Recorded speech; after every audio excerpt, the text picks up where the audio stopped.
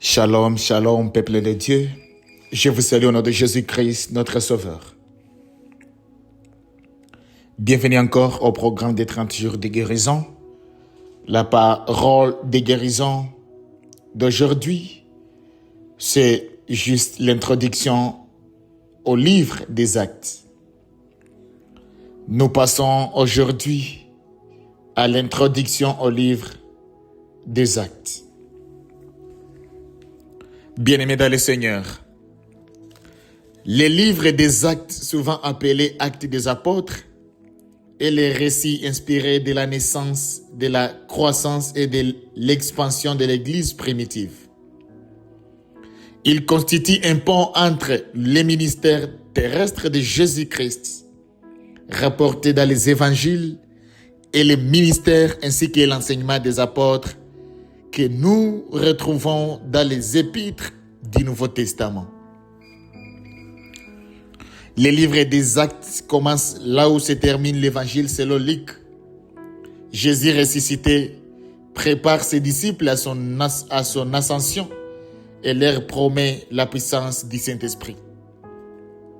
À partir de là, les livres retracent la progression de l'évangile de Jérusalem à la Judée, à la Samarie, puis vers le monde païen.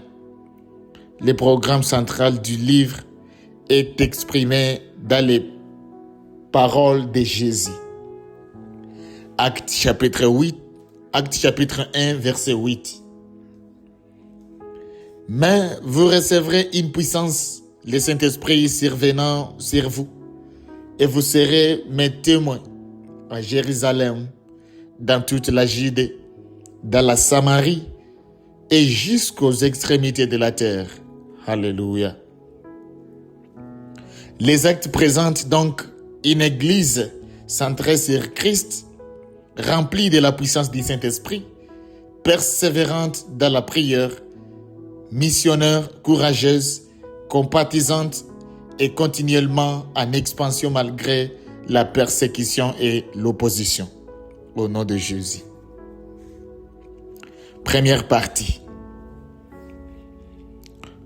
Contexte, auteur, date, bi et structure.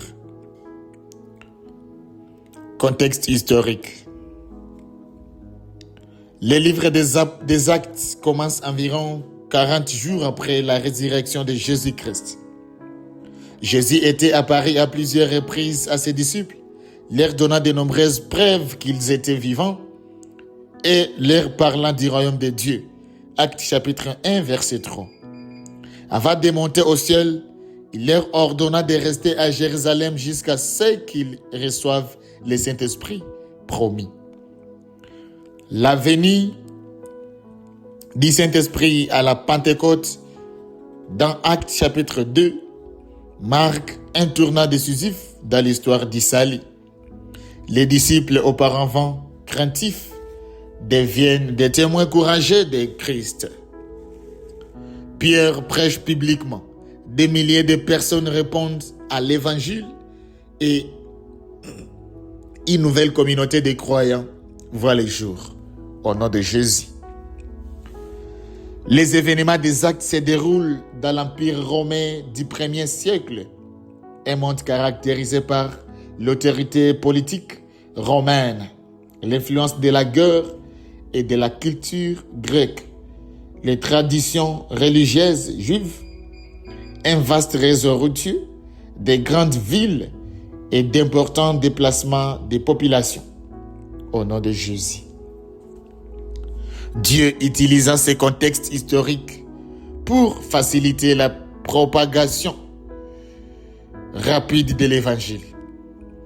L'Église se développant également dans un contexte d'opposition.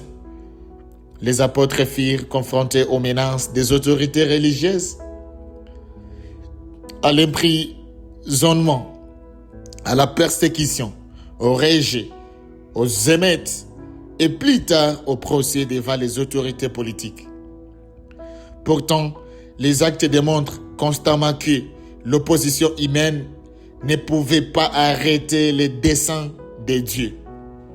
Les récits commencent avec un petit groupe de disciples à Jérusalem et se terminent avec Paul proclamant le royaume de Dieu à Rome, un quart de l'Empire romain. Cette progression géographique transmet elle-même un message théologique important. L'évangile de Jésus-Christ est destiné à toutes les nations et à tous les peuples, au nom de Jésus. Des auteurs. La tradition chrétienne et de nombreux spécialistes attribuent les livres des Actes à Luc, médecin et compagnon de l'apôtre Paul.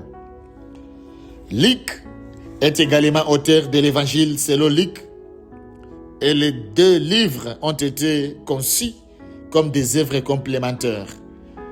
Tous deux sont adressés à Théophile. Luc chapitre 1, verset 3 jusqu'à 4. Il m'a aussi semblé bon, après avoir fait des recherches exactes sur toutes ces choses depuis leur origine, de les exposer par écrit d'une manière suivie, excellent Théophile, en fait que tu reconnaisses la certitude des enseignements que tu as reçus. Les actes commencent ainsi, au nom de Jésus. Actes chapitre 1, verset 1 jusqu'à 2.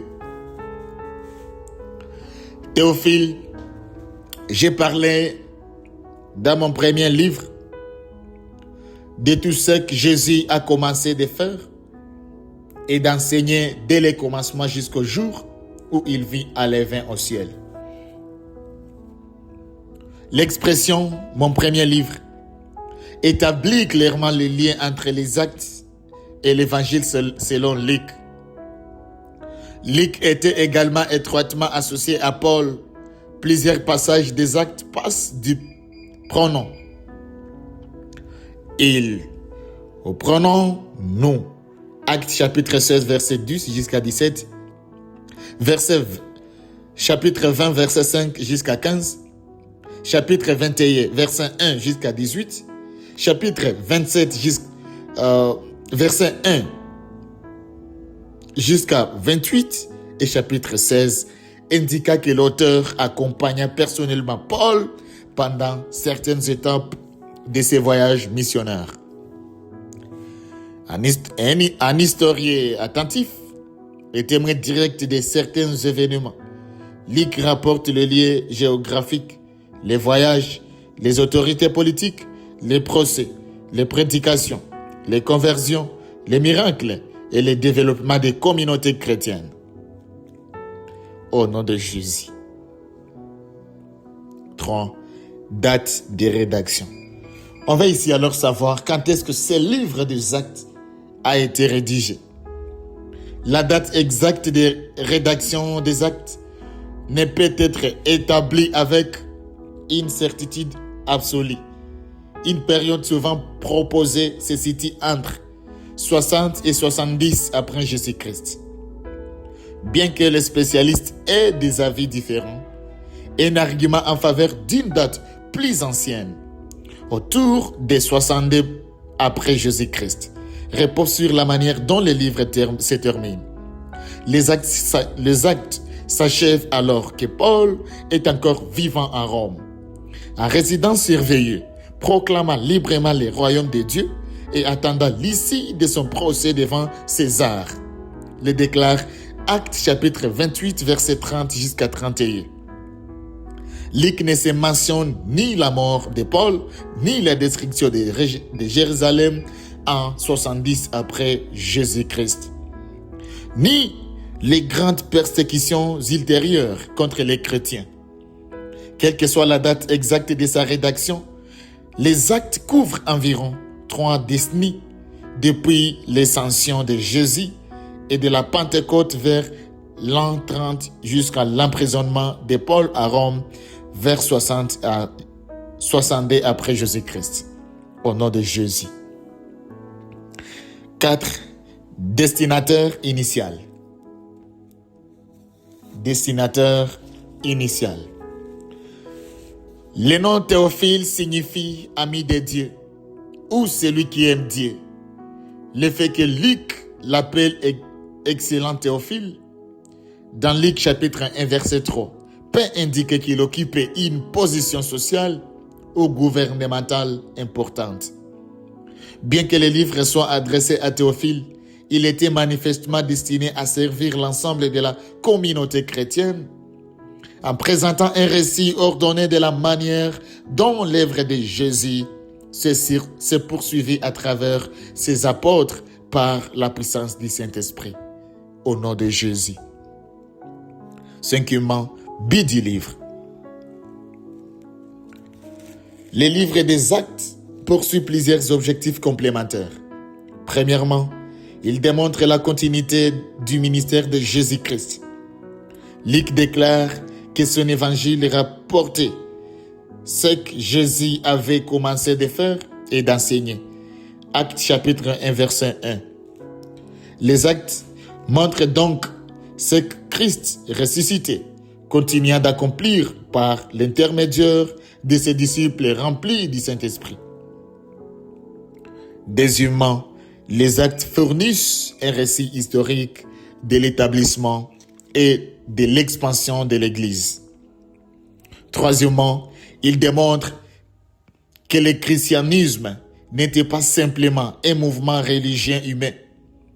La transformation extraordinaire des disciples, la venue du Saint-Esprit, les miracles, les conversions, l'expansion missionnaire et persévérance des croyants au milieu de la persécution témoignent de l'action de Dieu.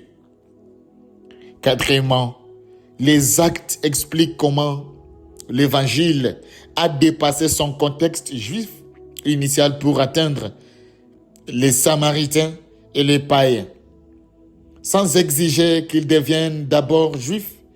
Oui. Cinquièmement, les actes fournissent le contexte historique de plusieurs épîtres du Nouveau Testament, particulièrement celles associées au ministère missionnaire de Paul. Par-dessus, tous les actes démontrent que la mission de Dieu ne peut être arrêtée. Les pouvoirs politiques, l'emprisonnement, la persécution, les barrières culturelles, les distances géographiques et l'opposition religieuse se dressent continuellement contre l'Évangile, mais la parole de Dieu continue à progresser. Alléluia. Ici, on nous rappelle que malgré tout ça, la parole de Dieu continue toujours à progresser. Sixièmement, verset clé. Les versets clés permettant de comprendre l'ensemble du livre est Actes chapitre 1, verset 8. Mais vous recevrez une puissance, le Saint-Esprit survenant sur vous, et vous serez mes témoins à Jérusalem, dans toute la Judée, dans la Samarie et jusqu'aux extrémités de la terre. Alléluia. Ces versets présentent à la fois les fondements spirituels et les plans géographiques du livre des Actes. Les disciples recevraient la puissance par le Saint-Esprit, la mission, être les témoins de Jésus, les champs missionnaires, Jérusalem, la Judée, la Samarie et les extrémités de la terre, au nom de Jésus. C'est les grandes parties du livre des Actes. Le livre peut être divisé en trois grandes étapes géographiques et missionnaires, suivant le programme d'Actes chapitre 1, verset 8. Première partie. Les témoignages à Jérusalem. Actes chapitre 1, verset 7. Cette partie présente notamment l'ascension de Jésus, les chants de Matthias, la venue du Saint-Esprit à la Pentecôte, la prédication de Pierre, la naissance et la communion fraternelle de l'Église primitive, les miracles accomplis par l'intermédiaire des apôtres, l'opposition des autorités juives, les choix des sept, les ministères et les martyrs d'Étienne. L'Église est établie et fortifiée à Jérusalem. Alléluia. Deuxième partie, Les témoignages s'étendent à la Judée et à la Samarie. Actes chapitre 8, verset 12. Bien-aimés dans le Seigneur, la persécution disperse les croyants au-delà de Jérusalem, mais au lieu de détruire l'Église, cette dispersion contribue à répandre l'Évangile. Cette partie comprend le ministère de Philippe en Samarie, la conversion de l'eunuque éthiopien, la rencontre de Saoul avec Jésus et sa conversion, le ministère de Pierre, la conversion de Corneille, l'ouverture de l'évangile aux païens, le développement de l'église d'Antioche. L'église commence à franchir résolument les frontières de Jérusalem et les barrières culturelles juives. Troisième partie, les témoignages progressent vers les extrémités de la terre. Les témoignages progressent vers les extrémités de la terre. Actes chapitre 13, verset 28. Bien-aimés dans le Seigneur, Paul devient la principale figure humaine de cette partie. Elle rapporte notamment les voyages missionnaires de Paul, l'établissement d'églises dans le monde romain, les consuls de Jérusalem, le ministère de Paul et de ses compagnons, l'opposition et la persécution, l'arrestation de Paul. Ces procès devant les autorités politiques, son dangereux voyage vers Rome, son ministère pendant son emprisonnement à Rome au nom de Jésus. Les actes se terminent avec Paul annonçant les royaumes de Dieu et enseignant ce qui concerne Jésus-Christ en toute liberté et sans obstacle. Actes chapitre 28, verset 31. La conclusion est significative. Paul peut être prisonnier, mais l'évangile ne peut pas être emprisonné. Deuxième partie, les messages de guérison dans les actes. Les livres des actes portent un puissant message de guérison. Dans les actes, la guérison ne se limite pas aux miracles physiques. Dieu restaure le corps, les cœurs, les identités, les relations, les communautés, les vies brisées par Jésus-Christ et par la puissance du Saint-Esprit. Le Saint-Esprit fortifie les personnes faibles. Ça, c'est premièrement, par le Saint-Esprit. Avant la Pentecôte, les disciples étaient incertains et craintifs. Après avoir reçu le Saint-Esprit, ils deviennent des témoins courageux. Pierre, qui avait auparavant renié Jésus, se tient maintenant publiquement devant des milliers de personnes pour proclamer Christ. Message de guérison. Ton échec passé ne doit pas déterminer ton utilité future. Dieu peut restaurer celui qui est tombé, les remplir de son esprit et utiliser cette même vie comme témoignage de sa grâce. 2. Jésus continue à guérir. Les actes présentent Jésus comme ressuscité, vivant et toujours à l'œuvre et à travers son peuple. Dans Actes chapitre 3, Pierre et Jean rencontrent un homme qui était incapable de marcher. Depuis sa naissance, Pierre lui déclarant, Actes chapitre 3, verset 6. Je n'ai ni argent, ni or, mais ce que j'ai, je te le donne. Au nom de Jésus-Christ de Nazareth, lève-toi et marche. Alléluia. L'homme est guéri et entre dans le temple, marchant, sautant et louant Dieu. Actes chapitre 3, verset 8. Ces miracles vont au-delà de la restauration physique, il révèle l'autorité et la compassion permanente du Christ ressuscité. Message de guérison. Jésus n'est pas seulement le Christ d'hier. Le Seigneur ressuscité demeure présent avec son peuple. Nos limites ne limitent pas sa puissance. Au nom de Jésus, bien-aimé dans le Seigneur. L'introduction au livre des Actes veut encore nous rappeler que nos limites ne limitent pas la puissance de Dieu. 3. Dieu peut transformer la douleur en mission. Dieu peut transformer la douleur en mission. Chers lecteurs, la mort d'Étienne dans Actes chapitre 7 semblait être une tragédie et une défaite pour la jeune Église. Pourtant, la persécution provoqua la dispersion des croyants. Actes chapitre 8, verset 4. Ceux qui avaient été dispersés allaient de lien en lien, annonçant la bonne nouvelle de la parole. Ceux qui devaient réduire l'Église au silence devint un moyen de propagation de l'Évangile. Message de guérison.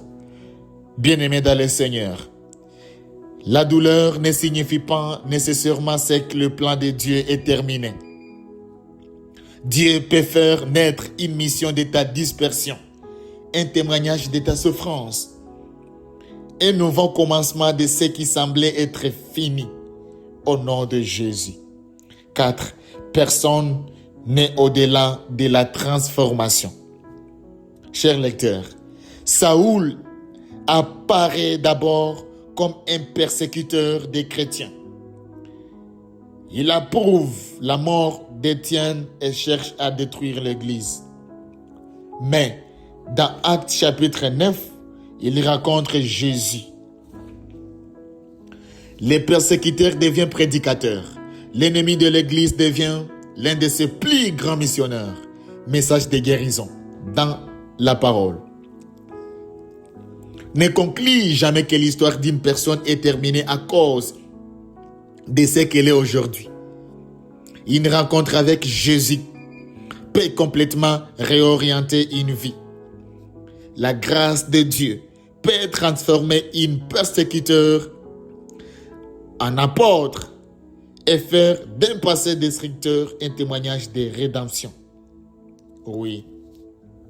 5. Dieu brise les barrières qui divisent les hommes.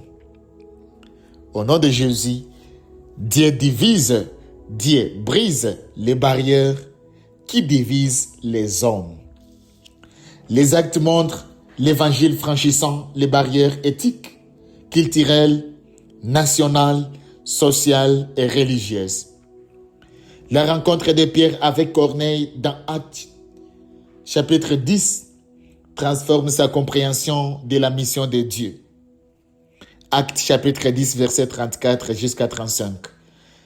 En vérité, je reconnais que Dieu ne fait point exception des personnes, mais qu'en toute nation, celui qui les craint et qui pratique la justice lui est agréable. Alléluia. Message de guérison. L'évangile guérit les divisions. En Christ, ceux qui se considéraient autrefois comme étrangers peuvent devenir frères et sœurs. La grâce de Dieu n'est limitée ni par la nationalité, ni par l'origine, ni par la position sociale, ni par les préjugés humains. 6. Dieu nous rencontre dans nos prisons. Dieu nous rencontre dans nos prisons. Le livre contient plusieurs récits d'emprisonnement. Pierre fut emprisonné. Paul et Silas furent battus et jetés en prison. Plus tard, Paul passa plusieurs années à détention. Pourtant, la prison n'a jamais signifié l'absence de Dieu. Dans Actes chapitre 16, Paul et Silas priaient et chantaient les louanges de Dieu au milieu de la nuit. Lorsqu'un tremblement de terre ouvrit les portes de la prison, leur souffrance devint finalement une occasion pour le geôlier et sa famille d'entendre l'évangile au nom de Jésus. Message de guérison. Certaines prisons de la vie sont physiques, d'autres sont émotionnelles, relationnelles, financières ou spirituelles.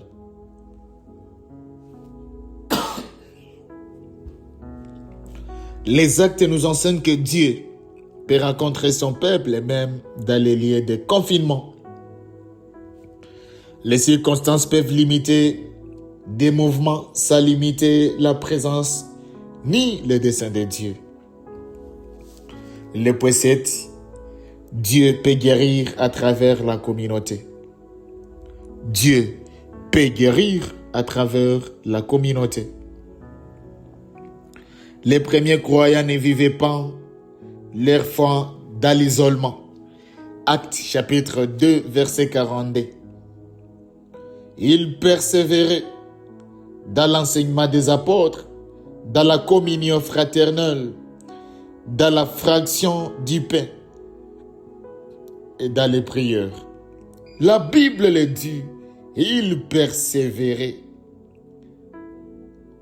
La persévérance. Ils partageaient les ressources, priaient ensemble, adoraient ensemble, se soutenaient et partenaient et portaient les fardons les uns des autres.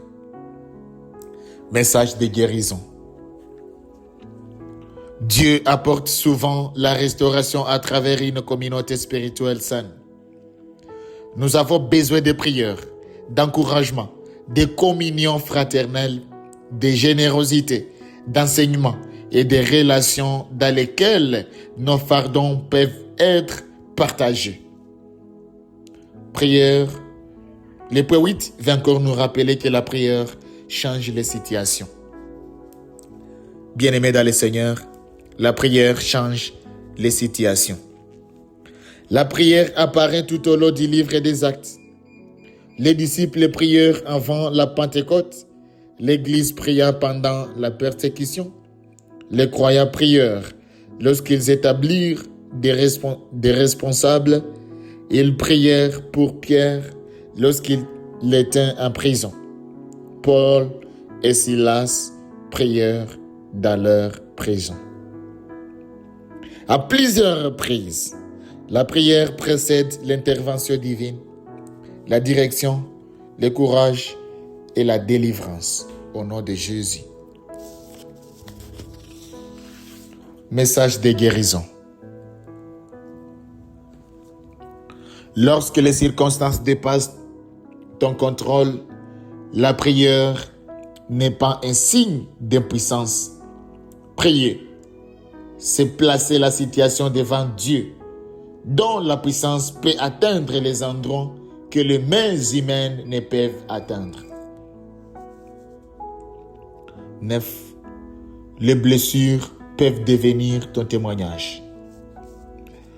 Paul connut le rejet, le coup, l'emprisonnement, les fausses accusations, les naufrages et de nombreuses autres épreuves.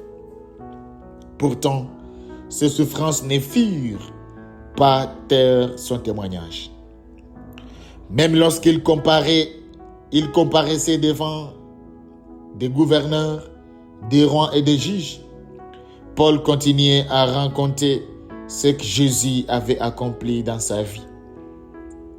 Ces épreuves devinrent les plateformes pour son témoignage. Message de guérison. Les chapitres douloureux de ta vie ne doivent pas devenir des chapitres inutiles. Lorsqu'elles sont abandonnées entre les mains de Dieu, tes blessures peuvent devenir ton témoignage. L'endroit où tu as souffert peut devenir l'endroit à partir duquel tu encourages et relèves quelqu'un d'autre. Les desseins de Dieu continuent malgré la tempête. Ce que Dieu a dit sur ta vie continue malgré la tempête. Actes chapitre 27 décrit le dangereux voyage de Paul vers Rome. Une violente tempête menaçant tout ce qui se trouvait à bord du navire. Pourtant, Dieu assurant Paul